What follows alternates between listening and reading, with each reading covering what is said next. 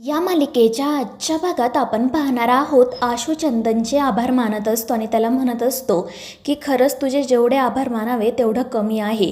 तू खूप गोष्टी सांभाळून घेतल्या आणि शिवाला सुद्धा शांत केलं. आणि ते ऐकून चंदन म्हणतो की अरे आशू, तू काय आभार मानतोयस माझे? मला जे योग्य वाटलं तेच मी केलं. तर आशू म्हणत असतो की या परिस्थितीमध्ये संपदा आणि रॉकीच्या पाठीमागे ठामपणे उभं राहणारं कोणीतरी हवं होतं आणि तू त्यांच्या पाठीशी ठामपणे उभा राहिलास. खरंच मला तुझा खूप अभिमान आहे. आणि त्याचवेळी शिवासुद्धा त्या ठिकाणी येते आणि तीसुद्धा चंदनचे मनापासून आभार मानते. तर चंदन हसतच म्हणत असतो की अरे काय चाललंय अजून तुम्ही किती वेळा माझे आभार मानणार आहात? तर शिवा म्हणत असते की चंदन, खरंच तुझं कौतुक करावं तेवढं कमी आहे. खरं तर मला ना आधी तुझा राग यायचा, पण तू स्वतःमध्ये खूप बदल घडवून आणले आणि आता मला तुझा खरंच खूप अभिमान वाटतोय.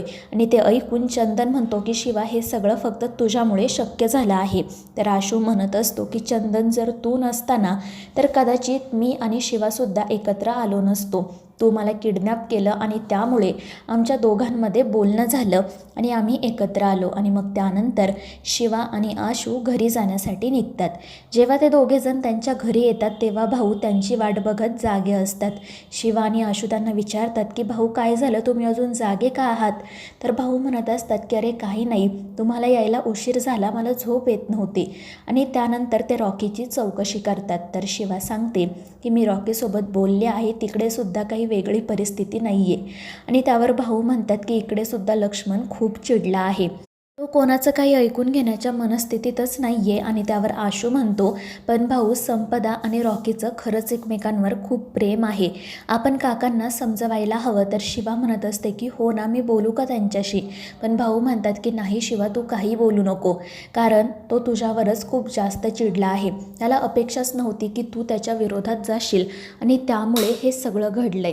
त्यामुळे शिवा गप्प बसते. तर आशू म्हणत असतो की भाऊ, काही करून आपल्याला काकांसोबत बोलायलाच हवं.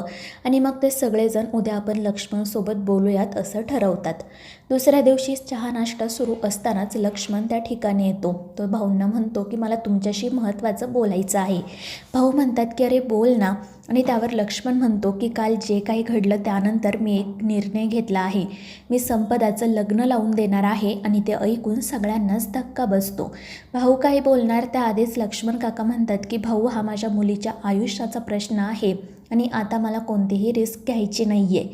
तर सीताई म्हणत असते, पण भाऊजी, एकदा तुम्ही शांतपणे विचार तरी करा. मात्र लक्ष्मण म्हणत असतो की वहिनी, आशूच्या वेळी तू सुद्धा असाच निर्णय घेतला होता ना गं? आणि ते ऐकून सीताई तर गप्पच बसते. तर शिवामध्ये बोलायचा प्रयत्न करते, पण काका आशूला म्हणतात की आशू, हिला गप्प राहायला सांग, मला उगाच हिच्याशी वाद घालायचा नाही आहे. पण आशू म्हणतो की काका, ती काय चुकीचं बोलते, आपण एकदा संपदाला या सगळ्याबद्दल विचारूयात, तिच्या मनाविरुद्ध कोणताही निर्णय घ्यायला नको. मात्र काका काही ऐकून घेत नाही. भाऊसुद्धा शिवा आणि आशूची बाजू समजून घेत लक्ष्मणला समजवण्याचा प्रयत्न करत असतात. मात्र त्यावेळी सीताई आशूच्या आणि शिवाच्याच विरोधात जाते आणि लक्ष्मणची साथ देते. त्यांचं बोलणं सुरू असतानाच उर्मिला धावत पळत त्या ठिकाणी येते आणि त्यांना सांगते की संपदाने स्वतःला खोलीत बंद करून घेतले, मला खूप भीती वाटते. त्यामुळे सगळेजण घाबरून तिकडे जातात. सगळेजण जोरजोरात दरवाजा वाजवत संपदाला दार उघडायला सांगत असतात, पण ती म्हणत असते की मला कोणाशीही काही बोलायचं नाही आहे, तुम्ही जा इथून. तितक्यात कीर्ती त्या ठिकाणी येते आणि उगाच आरडाओरडा सुरू करते. भाऊ आणि आशू तिला गप्प राहायला सांगतात, पण ती म्हणत असते की संपदा माझी बहीण आहे, मला सुद्धा तिची काळजी आहे. आणि ती संपदाला म्हणू लागते की संपदा बाळा, बाहेर ये, तुला जे काही बोलायचे ते माझ्याशी बोल. आणि तिचं ते बोलणं ऐकून तिचा नवरा हसू लागतो. तर इकडे आशू, शिवा सगळेजण संपदाला समजवण्याचा प्रयत्न करत असतात, पण ती म्हणत असते की मला जेव्हा तुमच्याशी बोलायचं होतं तेव्हा तुम्ही माझं ऐकून घेतलंत का? नाही ना. बाबांनी तर माझ्या लग्नाचा निर्णय घेतला आहे, त्यामुळे आता मी दरवाजा उघडणार नाही. मी तुम्हा सगळ्यांना शेवटचं सांगते की माझं आणि रॉकीचं एकमेकांवर प्रेम आहे आणि मी लग्न केलं ना तर त्याच्याशीच करेल. आणि ते ऐकून लक्ष्मण काका अजून चिडतात. तर उर्मिला म्हणत असते की बघा, तरी मी तुम्हाला सांगितलं होतं ना, काही बोलू नका. आता जर मुलीने काही बरं वाईट करून घेतलं तर काय करायचं? आणि मग तेच दोघेजण एकमेकांशी वाद घालू लागतात. पण शिवा त्यांना शांत राहायला सांगते. पण हे सगळं सुरू असताना कीर्ती आणि तिचा नवरा मात्र हसत असतात.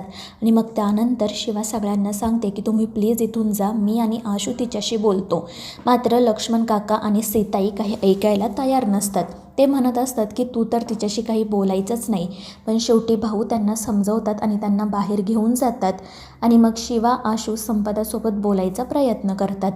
इकडे भाऊ लक्ष्मणला समजावत असतात, पण लक्ष्मण म्हणत असतो की बघितलं ना या संपदाने काय केलं ते, म्हणून मी तिच्या लग्नाची घाई करतोय. जर या मुलीने उद्या वेडं पाऊल उचललं तर आपली सगळी इज्जत चव्हाट्यावर येईल. आणि त्यावेळी भाऊ म्हणतात की लक्ष्मण, जितका तू आपल्या घराण्याच्या इज्जतीचा विचार करतोयस ना, तितकाच त्या मुलीच्या आयुष्याचा सुद्धा विचार कर. मात्र लक्ष्मण आणि उर्मिला काही ऐकून घ्यायला, समजून घ्यायला तयार नसतात. भाऊ त्यांच्या परीने त्यांना समजवण्याचा खूप प्रयत्न करतात, पण तितक्यात कीर्ती म्हणते की भाऊ, समजा तिच्या जागी मी असते तर तुम्ही काय बोलला असता. तर कीर्तीचा नवरा म्हणतो की हो ना, समजा कीर्ती जर कोणासोबत पळून गेली असती तर लोकांनी किती नावं ठेवली असती, म्हणाले असते की रामचंद्र देसाईंची मुलगी पळून गेली. आणि ते ऐकून मग सीताईसुद्धा लक्ष्मणच्याच बाजूने विचार करत भाऊंना समजावत असते. ती म्हणत असते की जर संपदाचं लग्न झाल्यामुळे गोष्टी ठीक होणार असतील तर आपण तिच्या लग्नाचा विचार करूयात. तर कीर्तीसुद्धा म्हणते की हो, मलासुद्धा अगदी असंच वाटते. पण तरीही भाऊ त्यांचं मत मांडतात. ते म्हणतात की अरे, संपदा खूप लहान आहे, एकदा तिला काय हवं नको ते आपण विचारूयात ना. मात्र लक्ष्मण आणि उर्मिला काही ऐकूनच घेत नाही. आणि मग त्यानंतर कीर्ती म्हणते की आपण ना लवकरात लवकर संपदाची एंगेजमेंट करू आणि त्यानंतर होईल सगळं ठीक. तर लक्ष्मणसुद्धा म्हणतो की हो, मी एक मुलगा बघितला आहे, तो वेल सेटल आहे आणि मुख्य म्हणजे आपल्या स्टेटसचा आहे. मी त्याच्यासोबतच संपदाचं लग्न लावून देणार. आणि ते ऐकून भाऊ काळजीत पडतात. इकडे आशू आणि शिवा संपदासोबत बोलत असतात. संपदा खूप वैतागलेली असते. ती म्हणत असते की माझं आणि रॉकीचं एकमेकांवर खरंच खूप प्रेम आहे. आम्ही काही टाईमपास करत नव्हतो आणि वेळ आल्यावर तुम्हा सगळ्यांना खरं काय ते सांगणार होतो ना, पण मग तुम्ही सगळे असे का वागलात. तर आशू आणि शिवा म्हणत असतात की संपदा, हे बघ, आम्ही तुझ्या भल्याचाच विचार करतोय, तू काळजी करू नको, तुझ्या मनाविरुद्ध काही होणार नाही आहे. तर संपदा म्हणत असते की माझं फक्त रॉकीवर प्रेम आहे आणि मी त्याच्याशीच लग्न करणार. आणि त्यावेळी आशू तिला समजावतो की काका आता खूप चिडलाय, आता अजून आपण हा वाद वाढवायला नको. तो म्हणतोय ना की तू लग्न कर, तर तू फक्त होकार दे, आपल्याला तेवढाच वेळ मिळेल त्याला समजवण्यासाठी.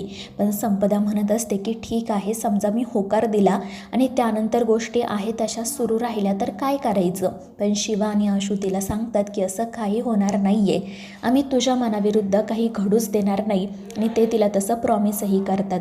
त्यानंतर शिवा आणि आशू बोलत असतात. आशू म्हणत असतो की संपदा लहान होती, माझ्या मागे मागे पळायची, आणि आता तीच इतकी मोठी झाली आहे की ती कोणाच्या तरी प्रेमात पडली आहे, यावर माझा विश्वासच बसत नाही. आणि ते ऐकून शिवा हसतच विचारते की तू पॉझेसिव्ह होतोय का. तर आशू म्हणतो की हो, थोडासा. आणि मग त्यानंतर ते दोघेजण संपदा आणि रॉकीविषयीच बोलू लागतात. शिवा म्हणत असते की तुला रॉकी कसा वाटतो आशू. आणि त्यावर आशू म्हणतो की रॉकी खरंच खूप चांगला मुलगा आहे आणि मला माहिती आहे ते दोघे जरी वयाने लहान असले ना तरी त्यांचं मन साफ आहे, त्यांचं एकमेकांवर खरंच खूप प्रेम आहे आणि म्हणूनच आपण त्यांची साथ द्यायला हवी. तर शिवासुद्धा म्हणत असते की हो आशू, आपण ना घरातील सगळ्यांना समजावू, त्यांना सांगू की रॉकी खरंच खूप चांगला मुलगा आहे. मला खात्री आहे की घरातील एक ना एक दिवस सगळेजण या लग्नासाठी तयार होतील, आपण त्या दोघांच्या पाठीशी ठामपणे उभे राहूयात. आणि त्यावर आशूही हो म्हणतो. पण त्या दोघांचं हे सगळं बोलणं त्या कीर्तीने रेकॉर्ड केलेलं असतं. तर मित्रांनो, या मालिकेच्या पुढील भागामध्ये आपण पाहणार आहोत संपदा घरामधून पळून जाते आणि ही जेव्हा गोष्ट घरातल्यांना समजते तेव्हा सगळेच जण खूप घाबरतात. तर मित्रांनो, या मालिकेच्या पुढील भागांच्या अपडेटसाठी आपल्या चॅनेलला सबस्क्राईब करा.